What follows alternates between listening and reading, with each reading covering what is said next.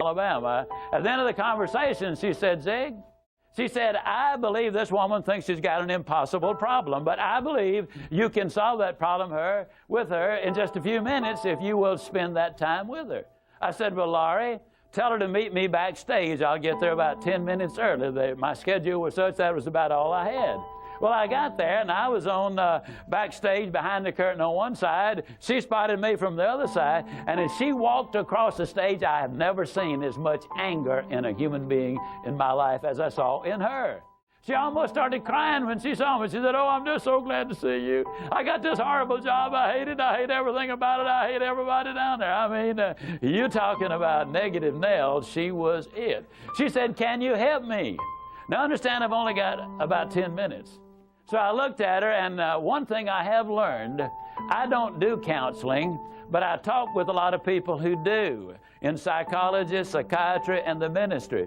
And they tell me that everybody who comes to you with a problem are not necessarily looking for a solution. I couldn't understand that for a long time. Why do they bring you a problem if they don't want to solve it?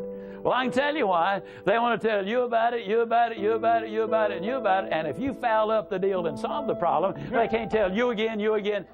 They want the attention that goes with the problem, and every company just about it has that kind of an individual. They want the attention that goes with griping and complaining. Well, I looked at the lady, and it wasn't unkindly, but firmly I said to her, yes, and you know, ma'am, I'm afraid your problem is about to get worse. She said, what do you mean? I said, I believe they're going to fire you. She was stunned. I couldn't have stunned her more if I'd hit her in the face with a bucket of ice water. She said, fire me? Why on earth would they fire me? The inflection in her voice clearly said, they're the bad guys, I'm the good guy. Why don't they fire them and keep me? Have you ever noticed that people who are the problem never recognize that they are? They're in complete denial. They think denial is just a river in Egypt. Why would they fire me? I said, ma'am, I don't believe there's a company in America big enough to contain this much poison in one small spot.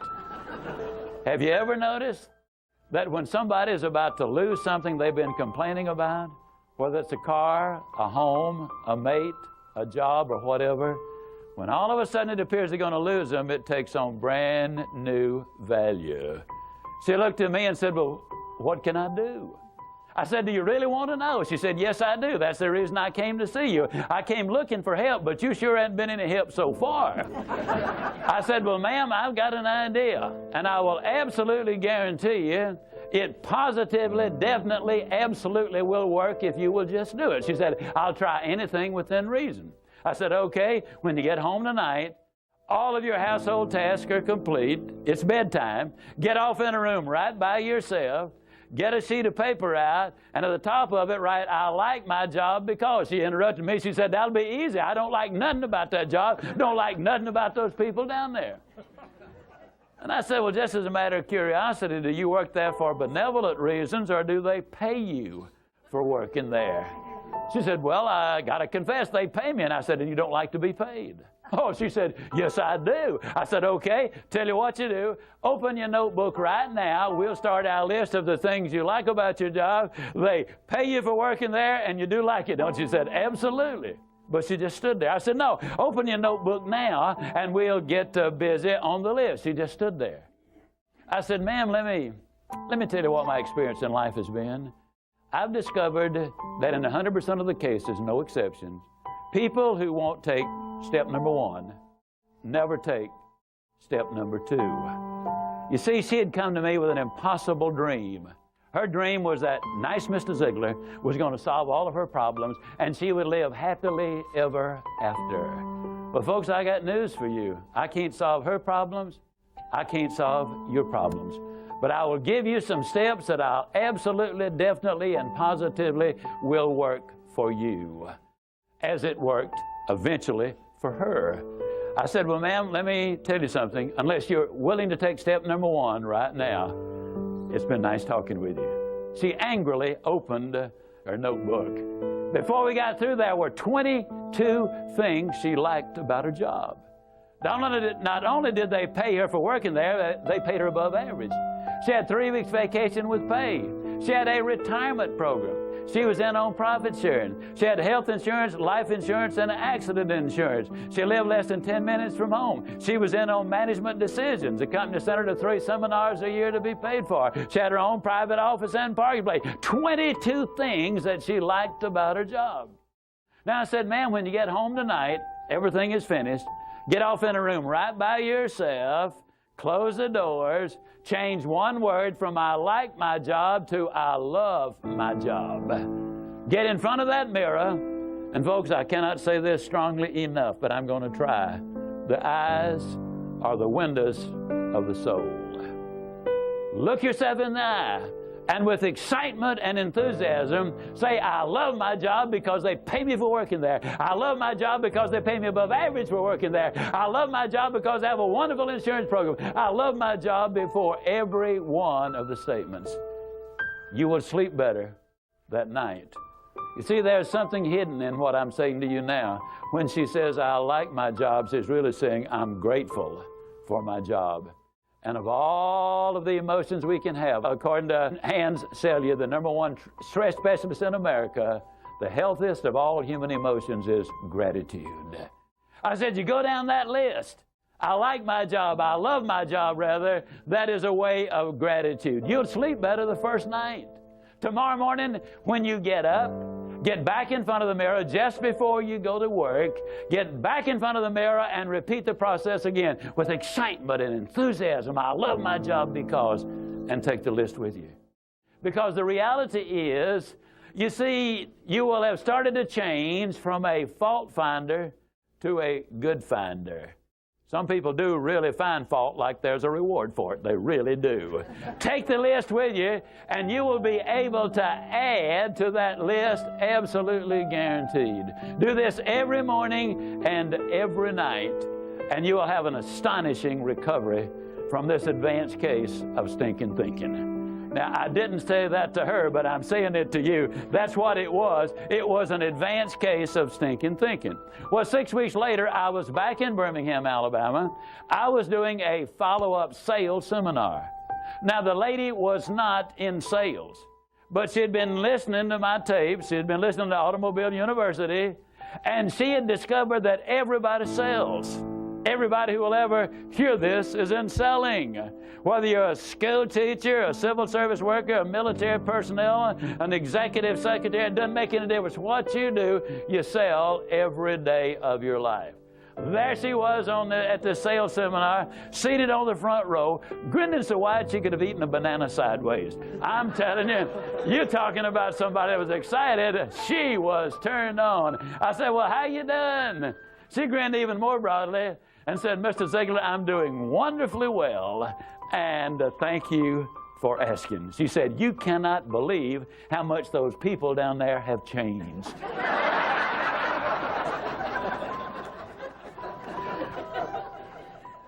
I got a lid on the line, folks. You're not going to change anybody else till you change you. Everything really does begin with you. Now, you see, the unfortunate thing, this lady had been raised in a very negative environment. First, her parents had told her that she'd never amount to anything. They had said, you know, you're always late, you're always sloppy, why can't you be like your brother or your sister or whatever? When she got married, her husband had continued it, and so her self-talk had become completely negative. Everything that she said about herself was negative. Like Dad said, I'll never amount to anything. Or like my husband says, I can't do anything right. But when she started changing the input, then some radical change. What's up, Fire Nation? Another bonus episode coming your way. This one was a great chat. I had a lot of fun with Terry Wilson. Terry is a serial entrepreneur who offers entrepreneurs and solopreneurs the tools, training, and technology needed to earn and enjoy more. For the past 13 years, he's helped thousands of hungry individuals discover their thing, develop the skills to do it, and be given a strategy to deliver it to market and produce value. Terry has a weekly podcast that can be heard on iTunes, Stitcher, and at terrywilson3.com. He also wrote a book called You Are Worth More, which you can check out at youareworthmorebook.com. We have a lot of fun in this episode, Fire Nation. I truly hope you enjoy. It's hard. It is hard work to achieve uncommon success. But you know what else is hard, Terry? being broke. You better believe that. Living paycheck to paycheck, not being able to support your loved ones, not being able to support yourself, not being able to get up in the morning and do something that you want to do, but doing something you have to do. That's hard too. So Terry, my call to action for everybody here is choose your hard. Like back in 2012, it was hard. I spent 32 years of my life doing hard work and making the wrong decision on choosing my hard.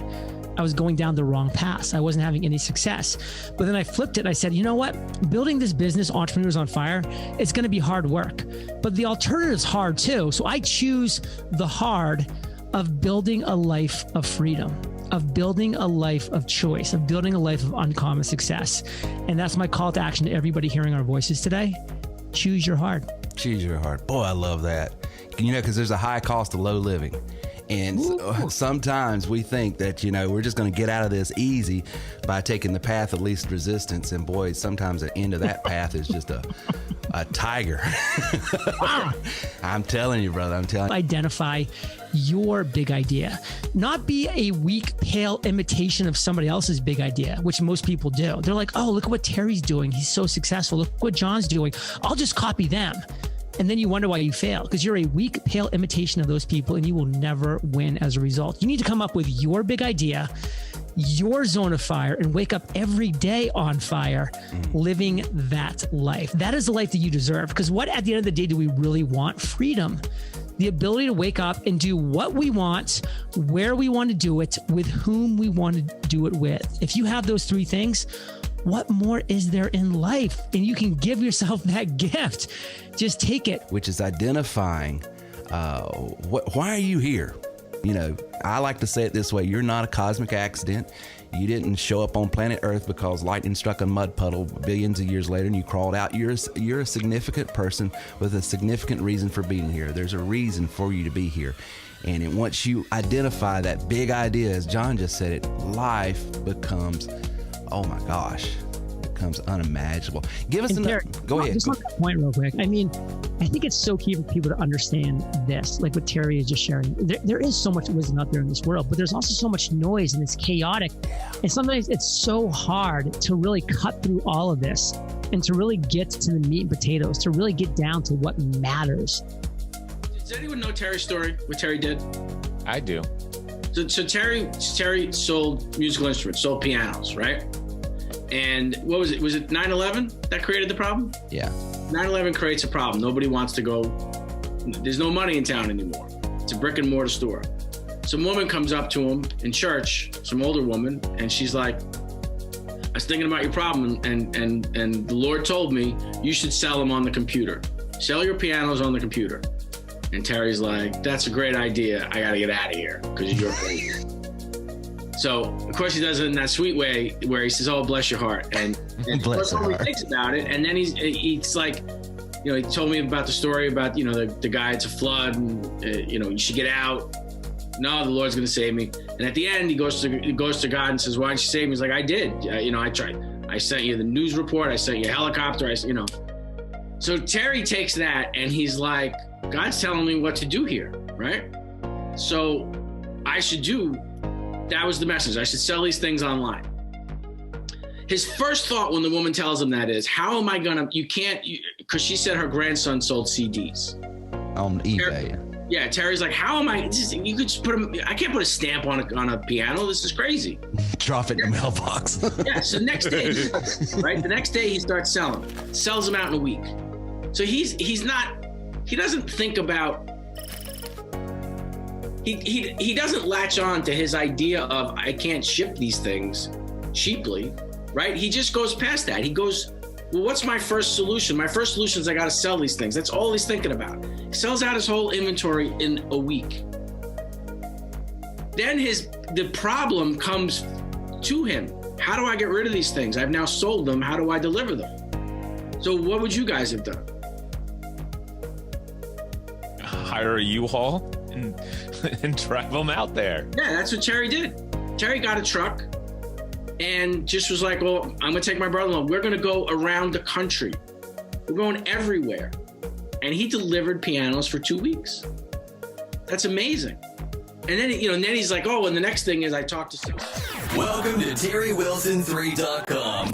home of TW3. Are you ready to take your money, business, and life to the next level? You are worth more, and you're about to hear how and why. So buckle up and listen up as we journey to the next level. Please welcome your guys to reach your goals, the TW3 family. Welcome, everybody. Tonight we are talking about building a legacy in your business. Of course, a business needs to be profitable and sustainable. However, when you have a business also built on a strong why, it can become a legacy. So tonight we're talking about building a business that is not only profitable, but also a part of your legacy. In segment 3 and 4, Terry and Reagan will be speaking to Tim Roop. Tim has been in the printing business his whole life. The business he works at and operates was started 60 years ago by his grandfather and father. You will hear the story of after 10 years in the business, he discovered his why. This made his business not only a means to provide, but a ministry he now thrives in. That's coming up in segment 3 and 4. But before that, Terry will be sharing in segment 2 how to create a business that not only creates wealth, but a winning tradition for the next generations. So stay tuned for that. Before we open that up, really quick, did you know that we here at TW3 offer professionally hosted WordPress sites for only $6 per month? That's right, for only $6 per month, you can have a site, server hosted, and unlimited emails. For more info, go to terrywilson3.com and go under the Marketplace tab. Speaking of the Marketplace, here at TW3, you can pay half the price for funnel software, CRMs, email software, auto scheduling, bulk text software, and tons of other business solutions. Go to terrywilson3.com and look under the Marketplace tab. See your elite authorized reseller for more info.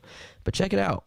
The prices are half of what the other guys offer, and the software is way better. So buckle in, as this is going to be a great show. So let's get into that training now with Terry.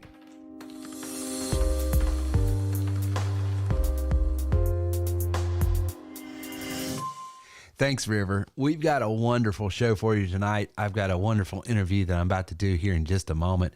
But before I got into that interview, talking to a gentleman that's been in a business that was started by his family, the business is older than he is, I thought, what an appropriate subject to talk about legacy, to talk about building something that's going to last beyond even you. You know, everyone builds a legacy, but not every legacy is a great legacy. You know, and so I want to focus on, in just the next few moments, 10 ways that you can build a positive, great legacy, not only personal, but professional legacy, something that when you leave, your children's children will be benefit not only from the personal values that you were able to give them, but from the professional things that you were able to do. You know, the good book says a wise man leaves an inheritance for his children's children, which is a mandate on me that not only do I want Reagan and River and Gabby and Izzy and Haven to be taken care of, but I want their children to be taken care of. You know, another passage says that he's good for generations on down, you know, generation upon generation. And so we want to be thinking in long term. I want to challenge you. You know, a lot of times on this show, we are concentrating on how to better strategize our business to where we can better monetize it, become more efficient, become more effective, have greater impact and influence in the markets and the places we serve. But I want to look long-term as well, not just for today. And I know sometimes that's difficult because you want to be concerned with, you know, today's problems. And I get all that. And we got to be able to do that. And that's why we offer all of these different tools and techniques to get as many leads as you need to put the sales stress that sometimes business owners have, mitigate that stress by giving you more opportunities at bat, because the more people you get to speak to, the more opportunities you can present your values to the right type of audience, the better you're going to be. But I just want you, if you can, real briefly suspend that concern, that a focus that you might have in your business right now, and let's look long term, because I think if we can look long term, it's going to help give us direction and give us a strategy for our day-to-day activity. Because I always want to think to myself, is what I'm doing right now going to help not only for today, but is it going to help for the week, for the month, for the year, for a lifetime? Will my children look back on what dad is doing? Will my grandchildren look back on what granddad is doing today and say, I'm glad he did it? So here are 10 ways to build a very powerful legacy. Number one, dare to be joyful. Dare to be joyful. You know, happiness comes from what's happening, but joy is an intentional mindset that has to be accessed spiritually. You know, there's a passage there. It says, "The joy of the Lord is our strength." What it means is it's not my joy, it's his joy. His joy is my strength. And that's a spiritual dynamic. And I know this is a business show, but you've got to look past sometimes what's going on in your day-to-day lives. You've got to look past what's happening, because happiness goes up, happiness goes down. But if I can tap into this supernatural thing that's outside of me, then I can have joy. And if I have joy, even in the hard times, I'm going to leave a powerful legacy. So I would say dare to be joyful. Serve in ways that brings joy. Isn't it just so attractive to be around business people and professionals and really any walk of life when you're working with people that genuinely love what they do and are having fun with it? Isn't that so? Don't you want to do business? Isn't it almost like, gosh, I don't even care what the price is. I'm paying you because I just love watching you do what you do.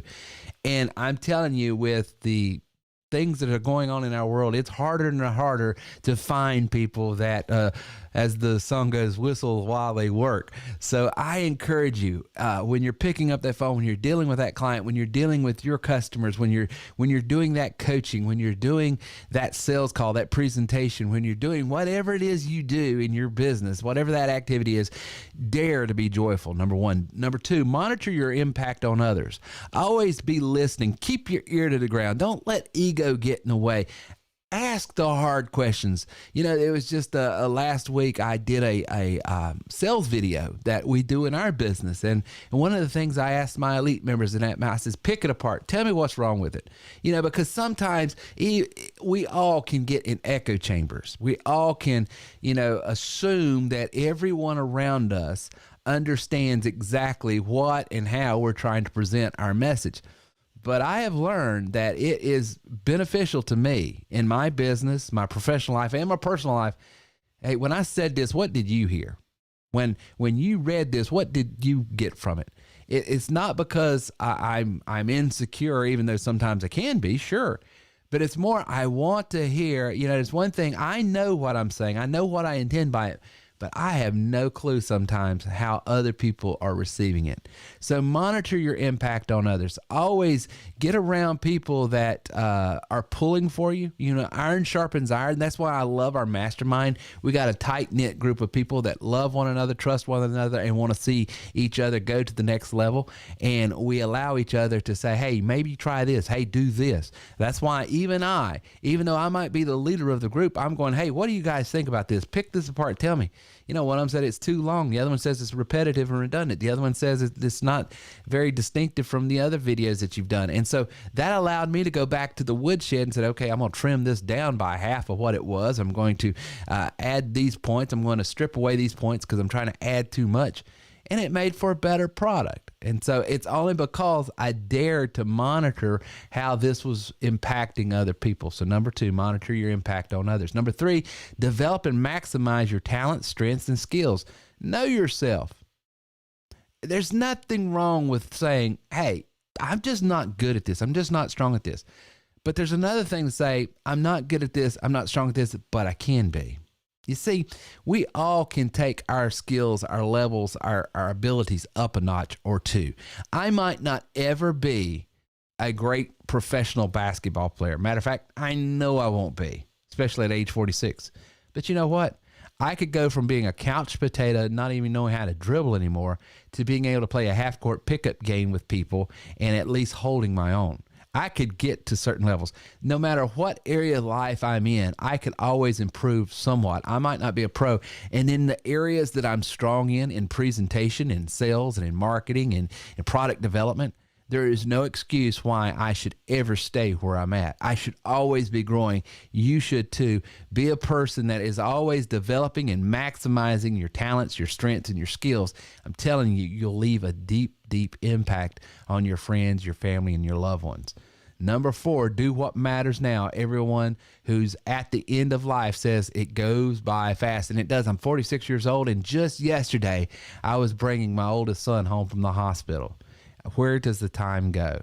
So I'm telling you, carpe diem, seize the moment, do what matters now. Take the time off to be with your friends and your family. Take the extra time to do whatever it takes, but do what the most meaningful thing. And you know why I work so hard in my business and I build this business so that I can have freedom, so I can do what I want to do. And what do I want to do? I want to be with the ones I love. You do the same thing. I would rather fail on my terms and succeed on another man's terms because the other man owns me. That's why I'm a big proponent for working for yourself, for having your own business, for having your own career, because at the end of my life, I'm going to say I left it all on the field. I was there as much as I possibly could be for the ones I loved. You do the same thing. And if you haven't been doing that, do it now. There's no better time.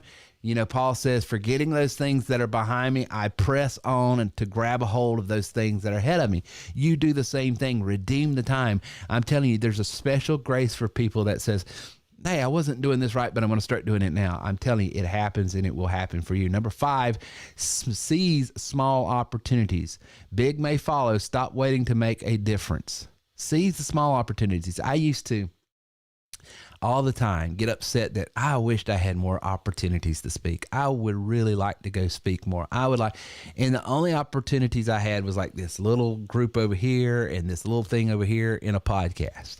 And now I've got more opportunity that I know what to do with. If, you know, how you do anything is how you'll do everything. You know, don't despise small beginnings. If you want to have huge impact, take advantage of the opportunities you have now. Number 6, start with those closest to you and the ones you spend the most time with. Start with those closest to you. If you want to leave a huge legacy, if you want to have a huge impact, you might not have a mailing list of 300,000 people. You might not have a podcast of this size or that size. You might not have a platform. You might not even want that, but I'll tell you this, if you're wanting a legacy and if you want your business to leave a huge impact and a huge legacy, wherever you are at, whatever market you serve, start there and start now. Number 7, bring your best self to work and family. Everyone has at least 2 selves. Bring out the best one each time. Be your better self all the time. Check yourself. There's many times when I go to the gym, I go there just to get the mean Terry out, to work out the frustration, the aggravation. I'm working on the treadmill, the elliptical. I'm hitting the weights, hitting the bag. I'm doing everything to get all of that toxic stuff so that when I'm in front of the people I care about the most, which is my friends, my family, my TW3 colleagues, everyone in Impact, I am my best self. Do the same thing in your business. Number 8, think service, not success. The fastest, quickest, easiest way to be successful is to serve. I wrote a book called Warning, Opportunity Ahead. And if I could quantify that entire book down to one thing, is this: you want to make a lot of money, solve a lot of problems. And the way you solve a lot of problems is figure out, how can I serve everyone I come in contact? Think about their problems. Think about what they're going through. Think about what can I do to make their life better? And if you do that, I promise you the money will follow. Number 9, relax. Don't run around building a legacy. Run around making a difference. If you want to leave a huge legacy, leave a big difference. There was the coach for Alabama. I forget his name. It's escaped me, but it's the college coach, and everybody on here, I know Coach C's probably listening, and everybody's shouting it in the chat bot or chat room right now. But he said something in one of the half times, or it was some speech, but I saw him, and he was saying this. He says, if you didn't show up on the field today, if you didn't show up at practice, if you didn't show up at the game, would anyone miss you? If you will play like that, if you will live your life like that if I'm not there, I am sorely missed, you're going to leave a legacy. You're going to leave an impact. You're going to have a huge footprint on everywhere you go. When your presence and what you do is so meaningful, if it's not there, it is felt. Live your life like that. Relax. Don't run around trying to build a legacy. Run around trying to make a huge difference. And I'm telling you, legacy will be left. And 10th and finally, elevate the needs of others over your own. That's so counterintuitive. It's so anti-humanistic to think that way, but it is so Christ-like. It is so being the best version of yourself is this. I empty myself of me, and I fill myself with the concerns and the needs of others. If I'll elevate their needs over mine, my needs seem to always be taken care of. If you can do those 10 things, I promise you, you will leave a powerful legacy. Number 1, dare to be joyful. Number 2, monitor your impact on others. Number 3, develop and maximize your talent, strengths, and skills. Number 4, do what matters now. Number 5, seize the small opportunities you have now. Number 6, start with those closest to you and the ones you spend the most time with. Number 7, bring your best self to work and to your family. Number 8, think service, not success. Number 9, relax and stop trying to build a legacy and just start making a big difference. The legacy will follow. And 10, and finally, elevate the needs of others over yourself. You do those, I'm telling you, you're going to leave a huge legacy. Now, we'll be back right after this. Whether you are in retail, restaurant, insurance, or any other type of business, your success will rise and fall on one word and one word only. Leads. We have up to 225 million filtered and scrubbed, opted in leads. Leadsbyterry.com. Leadsbyterry.com. If you are a member, you have access to these leads at wholesale.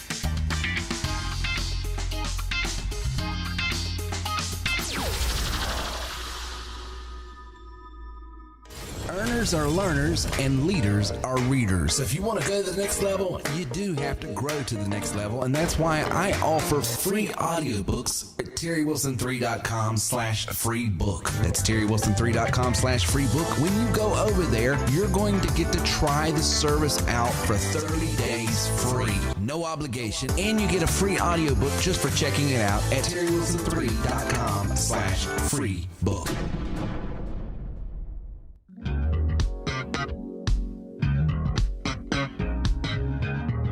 Listening to TerryWilson3.com. Inspiring, informative, and entertaining content for the entrepreneur and small business owner. And now back to our show with Terry Wilson.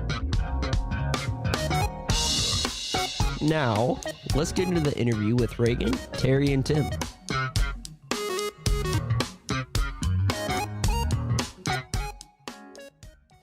And we are, I don't know if we're honored or we're excited or... We've been bamboozled. You should be excited for sure.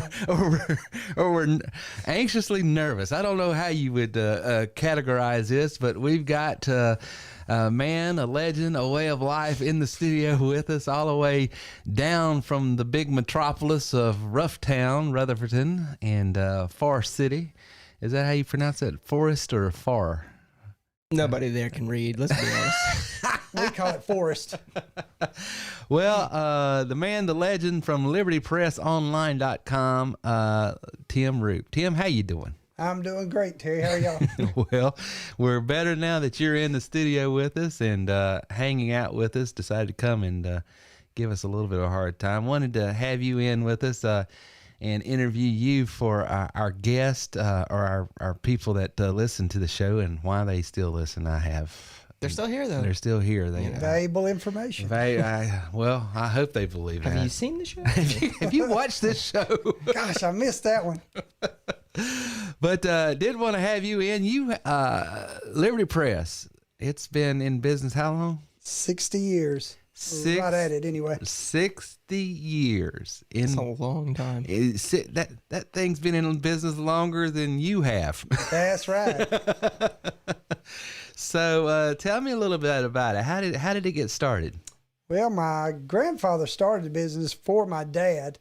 We actually purchased it for my dad. My dad was supposed to actually run the business, but my dad and mom both are deaf. Yeah. So my dad got to the point he realized that he couldn't actually run the business. He could run the equipment, but not the business. Yeah. So he begged my grandfather to come and take it back. And, please take this from me. So my grandfather kind of took it back and just let him run and operate it. And he actually my grandfather did the sales of it along with a couple other businesses that he ran at the time.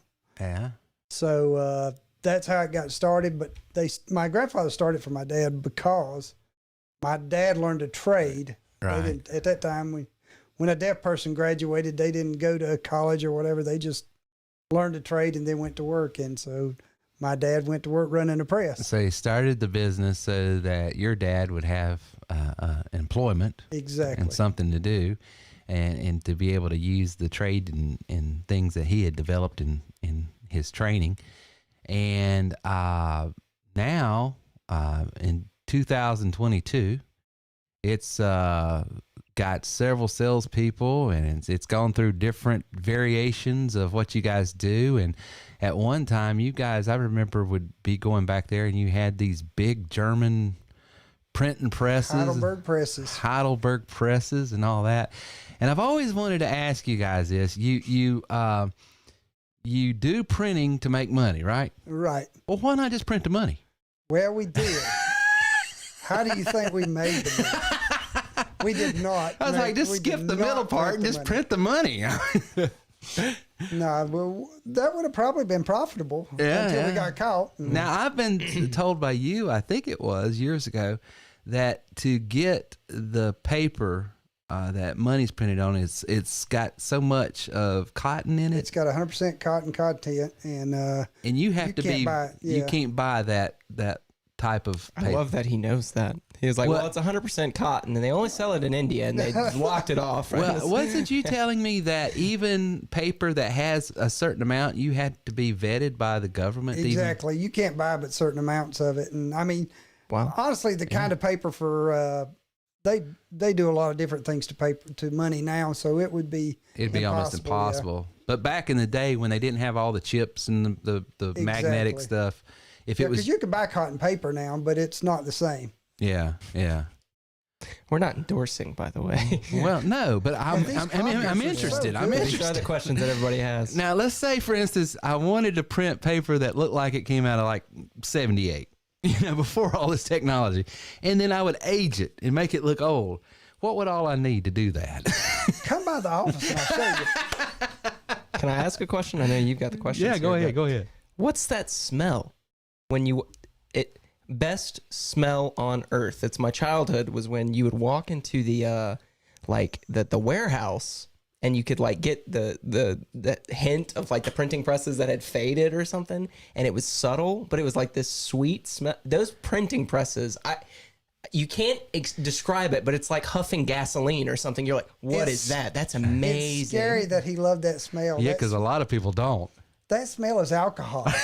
Oh, well, it smelled amazing. I think that's what they use to clean off the plates and stuff. It was alcohol based. It wasn't Smirnoff, for the record. It was Jack Daniels. That'd be too expensive.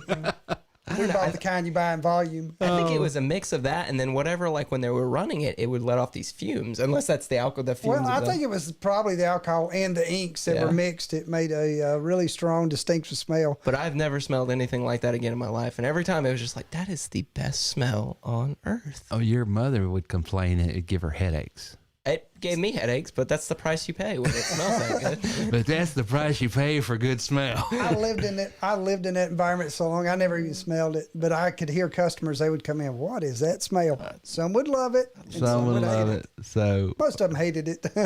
Well, now you guys have moved from that location over across town to more of an office and doing great business over there. A question I always like to ask entrepreneurs and business owners is, why are you in business? Not what you do, but why do you do what you do? What's your purpose? What are you trying to do for your clients and with your clients? Well, I mean, really, I got in the printing business because I just you were born into it. Yeah, I fell into it. Why do I do it? Because my daddy told me to. And I did that honestly for probably the first 10 years when I started back when honestly.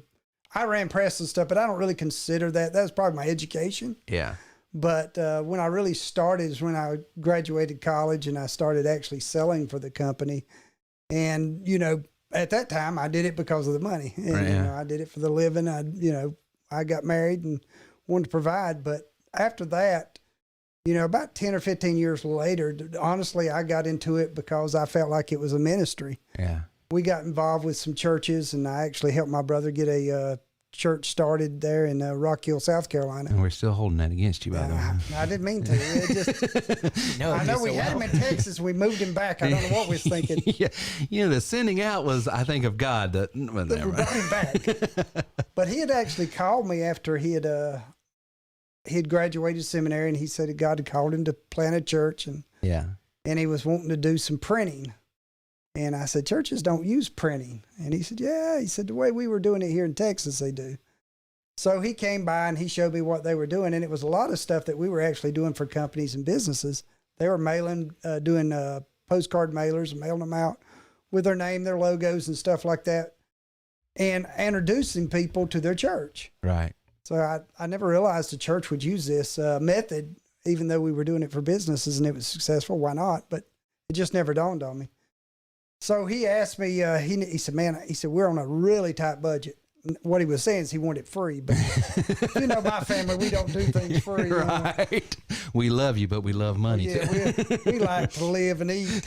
Right. So, but we did let him come down and show us what he needed. And we showed him some methods of saving money by gang printing and doing some, certain sizes and things that would be effective that we had done for businesses. Right. So he launched his church with the postcards. I think we did 45,000 cards at one time, but we did 4 different mailings. And he was introducing people to come to a schoolhouse that he was holding his church services in. So evidently it was extremely successful because he stayed, for one. Yeah. But after that, other churches heard about it, and we started getting calls asking us, hey, can you help us?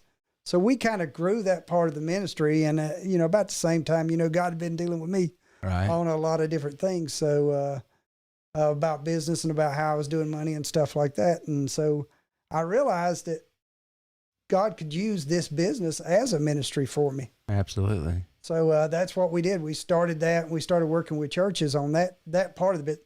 Honestly, it's still a small part of our business, but it is a fast growing part of our business. Absolutely. And so the churches that you're working with, they're using it to promote maybe plays that they're having and events. Yeah, we call them big days. Big days, okay. It'd be like Easter, Christmas.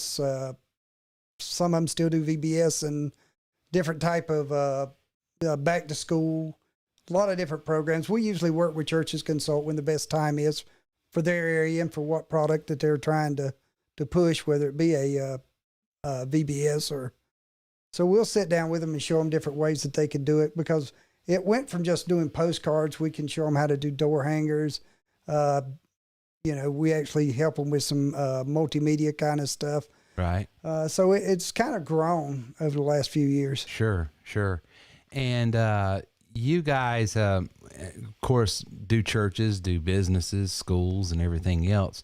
And you sort of ventured out a little bit with some of your product lines and stuff, because I see that you're doing things with the schools and things of that nature. What's that about? Well, we got about 10 years ago, we got into doing some promotional products, because when we first started, we went into just commercial printing, just envelopes, letterheads, and that type of stuff. Yeah. And then as the business grew, and I don't know if everybody remembers this, Reagan probably doesn't know about pen-fed papers and continuous forms. Right. That got to be a big part of our business, and it really took us to another level back in the early 80s because we were doing what they call webelopes, and we would do a lot of this work for colleges and stuff, and it really took off. But once continuous paper started dying, our business started plunging as far as printing, because that was a big part of what we were doing. So about 20 years ago, probably about 15 years ago, we started looking at other avenues. Yeah. That was in print, so it stayed within our market, and we started realizing that promotional products was a big thing that we could start getting into. So we added apparel, cups, different products like that with promotional stuff. Yeah. And it just really took off. So now we're working with schools, actually trying to help them with their uniforms and stuff. So we're working with a lot of high schools, middle schools, that require uniforms. We're helping them set up different systems and ways that schools hate dealing with money and stuff like that belong to other people. So you guys come in and be the supplier for them and do the turnkey. Yeah. We do the turnkey operations. And one of our guys has really taken off, Jack Justice. He's done a great job with that. And so we're trying to add more of that into our business. His name gets brought up, and already a smile. He's just one of those guys that just brings got a spirit about him. Yeah, there's just an aura about Jack that just gets us all smiling. And so shout out to Jack. Well, we've got some guys on, I know, watching this right now. They listen to the podcast. A lot of our guys come from insurance, real estate, direct sales. They're sort of what we call solopreneurs. And a lot of them are in the digital space, online marketing, stuff like that. And I think what some of our guys may not know is the marriage that can take place between traditional print and online marketing by doing a lot of these mailers. I remember when we were in insurance and I was doing it, we would do mailers, but then it would have either a website or a QR code or something. Could speak to that a little bit about how it just, as an independent salesperson out there, how effective these mailers are and how you can save money with them. Yeah, it's definitely effective because, and a lot of people, it's different than it was because people now to get a lot of emails and stuff, people actually miss getting hard copy mail now. So people actually go to the mail and miss not getting as much as they used to, unless you're one of those that get more than you need. Right. But especially dealing with a lot of our customers that we've been talking to over the years, they say that when they send out their mailers that people are glad to get it. Yeah. And I can tell you probably about 10 or 15 years ago, people would absolutely hate getting junk mail. Yeah. But now they hate it getting it in the mail. It's amazing how the attitudes have changed. Exactly. It really has. And the good thing with getting something in your hand, it stays around longer. If you do an email, which we like doing emails, we do email blast stuff too. But having it in your hand, we have found that people will put it on their fridge. They'll put it somewhere, especially if you make the piece attractive. Right. Or have a coupon on it. Right. It's right there in front of them, so they're going to be able to use it. So, right. It's definitely a more effective way of than it was 15, 20 years ago. And it was effective then. Right. That's cool. Well, I'm talking to Tim Roop at libertypressonline.com. If you want to know more about what he does, you can go to libertypressonline.com. And I think there's a little chat bot down there that they can connect and ask questions. And if you want a quote on getting direct mail sent out for your independent agency, if you're selling insurance, real estate, maybe you're in the recruiting business, he's got all kinds of ways. And maybe you can speak to that a little bit, Tim, about how you can save these guys money on their mailing. You can actually do things for them that's not intuitive to the average person of what they can do as far as mailing out. Because I saw, or you were telling me one time, how you guys work with the Postal Service and do certain things, and you can help them. Is there something there that you can share? We can work with them, showing them how to do bulk mail pieces and stuff. Because if you mail so many pieces, you can go and actually register with the post office, get discounts. We can show you how to do all that. If you're a nonprofit, you definitely can get a lot better rates. Yeah. I mean, our nonprofits get over half a discount of what a profit for company will. So we show churches how to set it up. Well, what if you just run a terrible business and ain't shown a profit yet? Can you still claim nonprofit? No, you might as well go out of business. No, we can really help you either way. And then honestly, we can show you how to make QR codes effective on postcards. There's a lot of different techniques that we can help you. And a lot of people even forget that door hangers is another thing that people forget, especially for like lawn services and just everyday restaurants and stuff, homegrown restaurants. Yeah. Great effective way putting. And think about this, TW3 members, he was just talking about door hangers. Think about this. You put a door hanger out there, it's got the telephone number that goes to your app, and your app captures everything. So there's all kinds of techniques that Tim can show you and work in conjunction with the digital side as well. But the mailing pieces here, one of the cool things about it, he's right. It is so unique to get something physical, something tangible that you can actually hold in your hand anymore. So that sort of stands out. It used to be a novelty to get a text or email. Mm-hmm. Now you're inundated by it. You don't pay attention to it as much. It's not special at all. It's not special. So this is just one more way that you can touch somebody, break through the noise of the day so that you can get in front of them and then get them into your system so that you can start doing that marketing.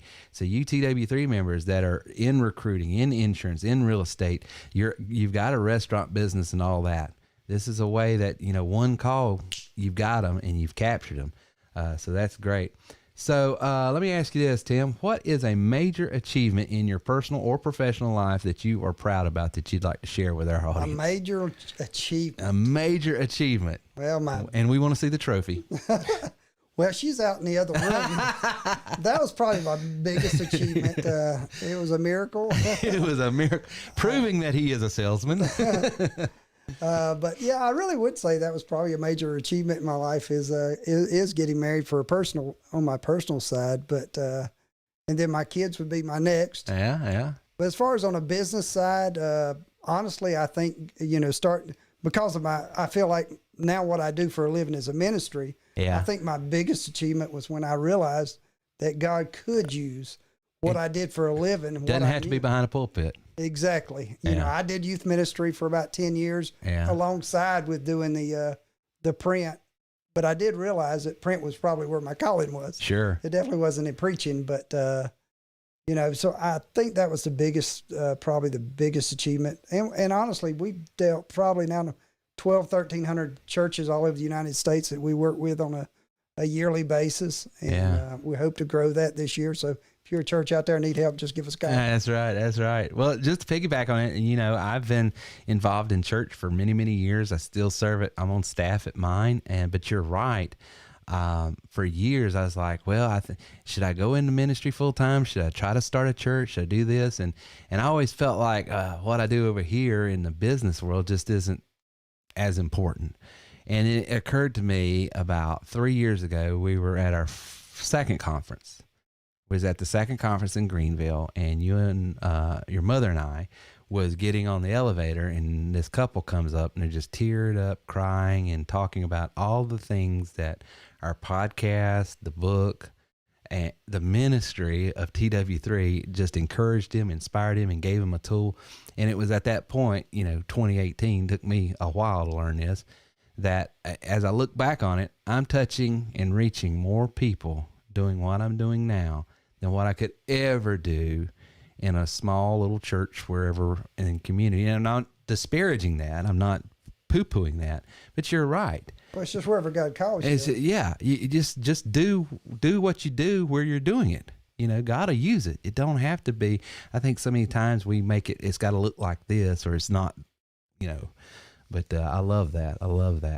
Well, let me ask you this. Here's the flip side of that question. I asked you about your achievements. What is a major failure in your professional life you've learned a lot from that you could share with our audience of small business owners and entrepreneurs? And hey, I did this and it didn't work, so warning ahead. I was sitting there trying to think of, honestly, I don't know if I'd say it was part of my business, but for years I actually let my business become more important than my family life. So I honestly, for me, for what would be what's devastating is when I realized that at a certain point that I'd spent so many years working, because honestly, when I was working in my 30s and 40s, I was spending 60 to 80 hours working. I'd work weekends. I'd do whatever it took to, take care of my customers.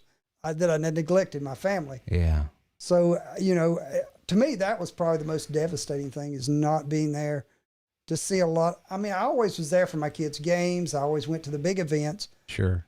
But I missed the small things. I missed the everyday. Yeah. Just being at home and doing the things with the kids as they grew up. That work-life balance is tough. And honestly, I encourage anybody that's starting or doing something, try to figure out a way to set a balance. Yeah. I mean, I think you can still work 60 hours a week, but you can work it out better. Yeah, you can work hard. I think maybe you're like me, maybe you're not, but I have learned if I don't plan for it, it don't happen. Exactly.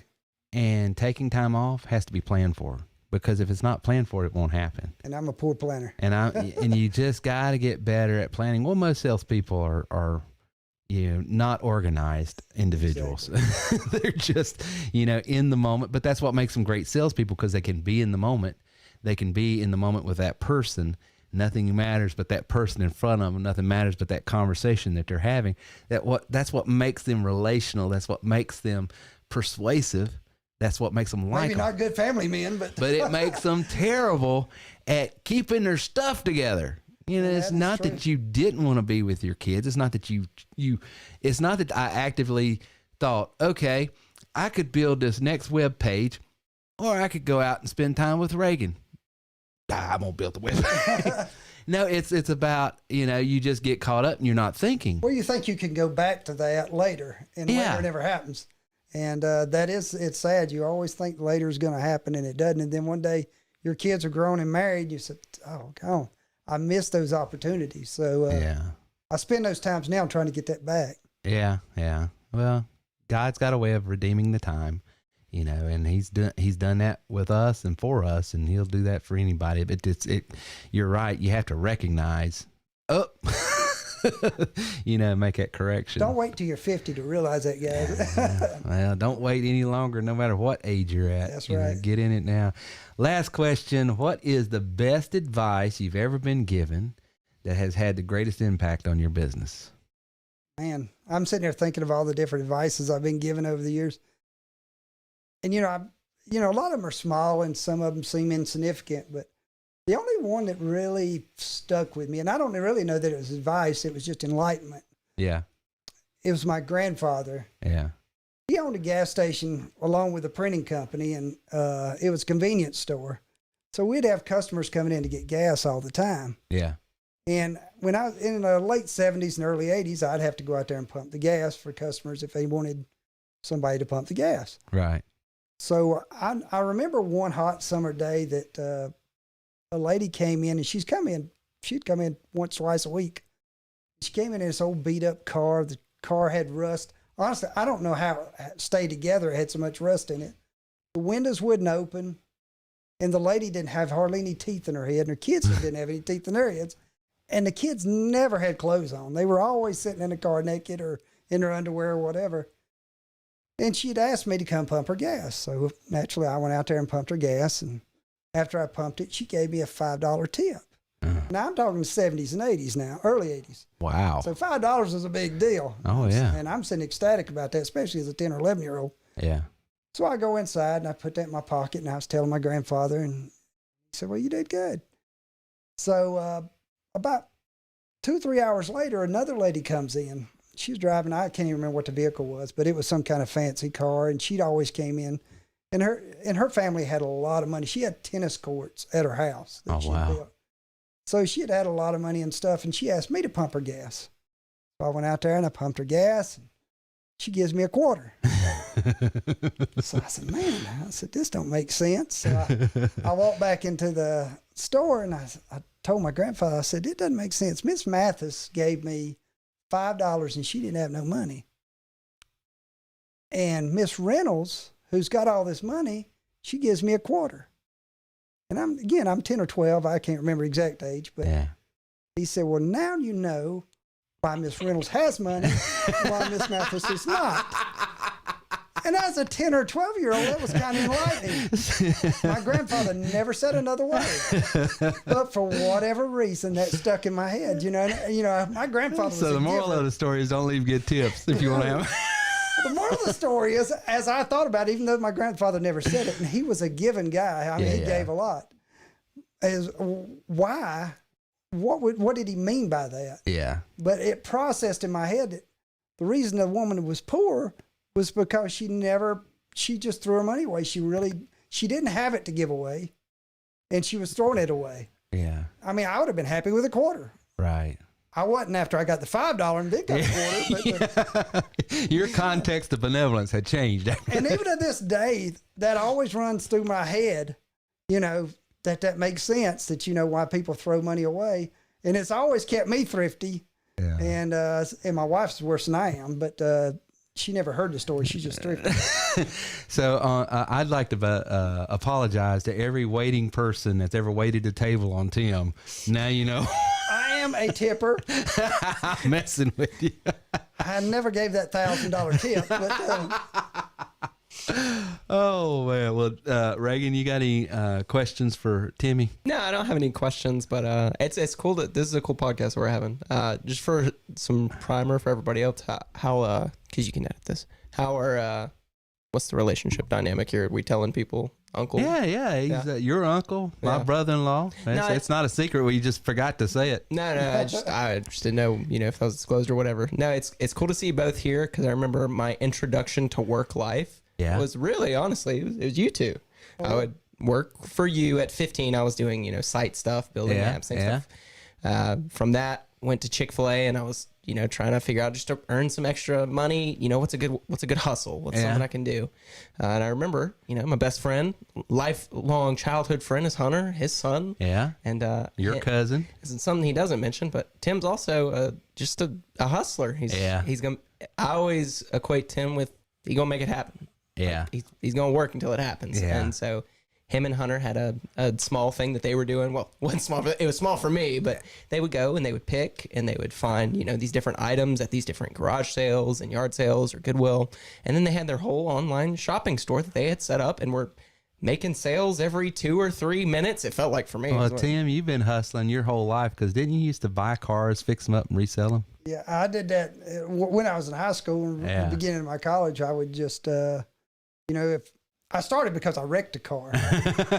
I'm just saying though, for me, like when you're that young and you're two, people that you look up to that are working, I'm seeing the way you guys are doing it, and I see other people, and I want to do that. Yeah, they're working for themselves. They're making it happen. Well, freedom is a wonderful thing, and I think Tim would say the same thing I've said. But once you've tasted a little bit of what it's like to do what you want to do and get paid for it, it's hard to go back and do anything else. And that's not that we won't. I'll go work for. I'm not too big to work for anybody. Well, if you think about it, it's not even the time thing, because like you were saying, you were, you're developed by your work. That was the thing that you were going to put your time to because it was natural to you. And I just think it's cool that people that are seeking freedom, seeking to be an entrepreneur, to run their own business. It's also good to see this. That's what it takes. Yeah. Somebody going that I'm gonna make it happen. That's how Tim's been since, like you were saying, the 70s. That's how you've been. I know from your, you went from McDonald's to direct sales going, well, this is bullshit. I don't want to. I'm not doing McDonald's. I mean, but it's just I like McDonald's. Don't get me wrong. But the funny thing is that's cyclical. Because that happened when you were a kid. And then I went from 5 years at Chick-fil-A thinking, oh, one day I want to own my own Chick-fil-A. And then I realized, like, that's a fine dream. Whoever wants to own their own Chick-fil-A. But you realize, man, that's like 30 more years of working for people that I can't stand. I don't know if I can do it. And it's just, you realize. Well, everyone has their own path for sure, but, it's just fun to see it. Yeah. And if you'll notice, Tim's why is like my why. It's your ministry. And that's the other thing. It's very sustainable. Mm-hmm. And I would tell everybody out there, if you don't have a strong why, the first time you have an objection, the first time you have a setback, if you'll notice, the market changed on them in the 80s because they were in this one type of printing. And then that printing, the technology, everything changed. It's like, oh, we better retool. And how many times have we retooled in just the last decade? I mean, because we're in technology. Technology is definitely going to be the fastest changing. Yeah. So you're always updating. But what sustains you is the why. This is why we do it. Tim's why is it's his ministry. He's able to help other churches. And mine is personal development. I like encouraging people, whether it's behind a pulpit or behind a microphone. I want to inspire and encourage people to do what they're God-given, the reason they're born, and so you got to have that. Everybody's got to get on their why. Well, Tim, if people want to get in contact with you, libertypressonline.com. That's the fastest, best way. It's got my phone number, my cell number. You're free to call me anytime you want. It's got everything right there that you can connect. And I would encourage all of you guys, Greenbacks, one of our top producers, uses print. And he does mailers. And does a lot of recruiting. He's doing well. And doing well. So do you guys that are out there that are online people and used to all this online stuff, don't overlook some of the old school stuff because it's actually coming back around. It's true. And don't be afraid. You just hit me up on an email and just say, hey, I heard you on the podcast. I'll make sure you get a special deal just because Terry invited the family me. discount. He'll give you the family discount. He will give you the TW3 discount. He actually has the TW3 app if you're a member here at TW3, so he knows a little bit about how it works, and so he can help you integrate any print media that you're wanting to do in with the app that you have, so they're all congruent and working in one seamless vertical way. So we'll be back right after this. Here are some reviews of members who are using the brand new TW3 app. Well, you kind of outdid yourself on this application. Man, there are some nice bells and whistles in here. I mean, this thing is able to do and function in ways that combine a number of different applications together and seamlessly communicate. It's integrated. If you look at my app, you'll say, here's an example of somebody that just got in here and started playing around. No, it's fun, man. It is a fantastic application. And, you know, the funnels, the tracking system, you know, the opportunity, the CRM is all, I love it. It's beautiful. And one thing, you know, it just takes some time. And then once you do it over and over again, it becomes easier, you know, so the more time you spend working at it, the easier it gets. To harness the power of the new TW3 app, go to TerryWilson3.com today or call, text, or email your authorized TW3 member.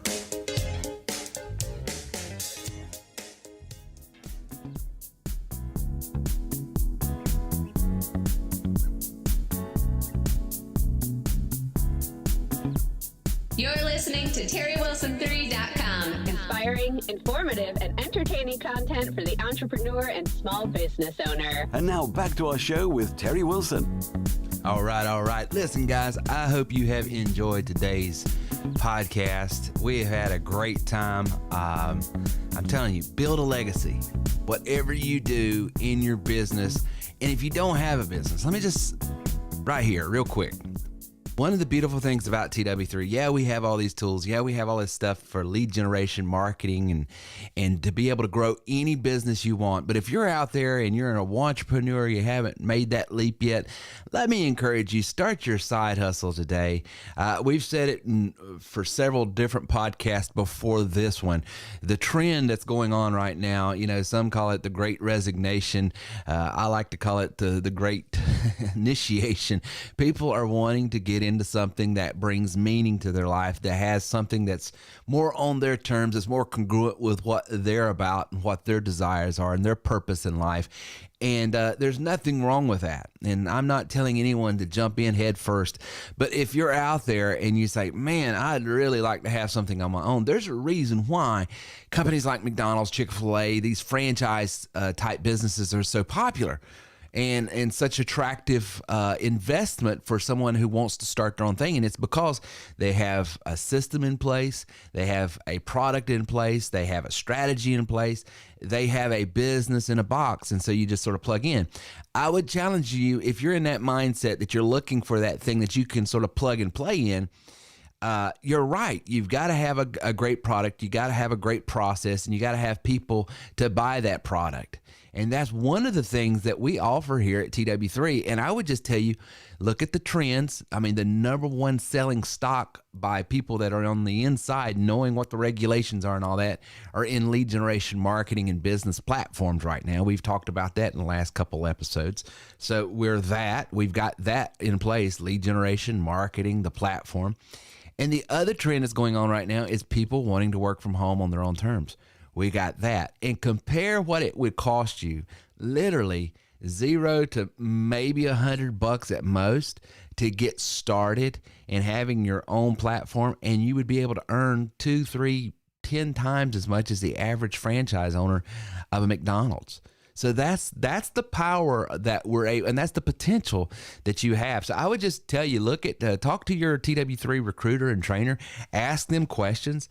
But it is well worth your time and investigation, because after going on 14 years, coming up this July, it'll be 14 years, A+ rating with the Better Business Bureau. It's never been a better time to be in this business in this space using these tools than right now. It is just the trend is working in our favor, and it started in 2020, and we talked about it being a windfall because everybody transitioning, going to work from home. So it's if you've ever wanted to do something, now's the time, and this is more than ever. The products, the tools, the training, the technology, everything you need, the techniques to get you into the people that need, want, desire, and can afford what it is that you offer that's wrapped around the purpose that you were created for. So I'm telling you, it's a great time to start doing things and doing it on your terms. TW3 members, whether you are an elite member or not, tomorrow, and it'll be coming to you in email tonight, I'm going to do a live Q&A session. We're going to be talking about the triggers. We're going to be talking about the app. We're going to be talking about setting up text and email sequences and all different types of things that you can be doing with your app to help nurture leads and help grow your book of business and help you generate more leads and help you close more leads. You know, one of the things that a lot of our members get into is the first problem is I don't have enough leads. We solve that right up front. And then, well, how do I close these leads? And so that's when it really starts working in of how to nurture that lead, how to bring value to that lead, how to bring rapport to that lead so that they will want to do business and do business with you now. And that's the thing. So we'll be talking more about that in a private training. If you are a member, you'll be getting some information to be able to get on the Zoom call tomorrow. Ask me any questions you want. Of course, elite members will be having our mastermind this coming Wednesday at 8 p.m. Hope you enjoyed tonight's podcast about legacy. I've got some more great interviews coming up in the weeks ahead, so stay tuned for that. Until next time, this is Terry with TW3. Thank you for listening to our show today. If you have any questions or would like to speak with us about your goals, then please call or text us at 864-507-9696. Reach out to us online at terrywilson3.com.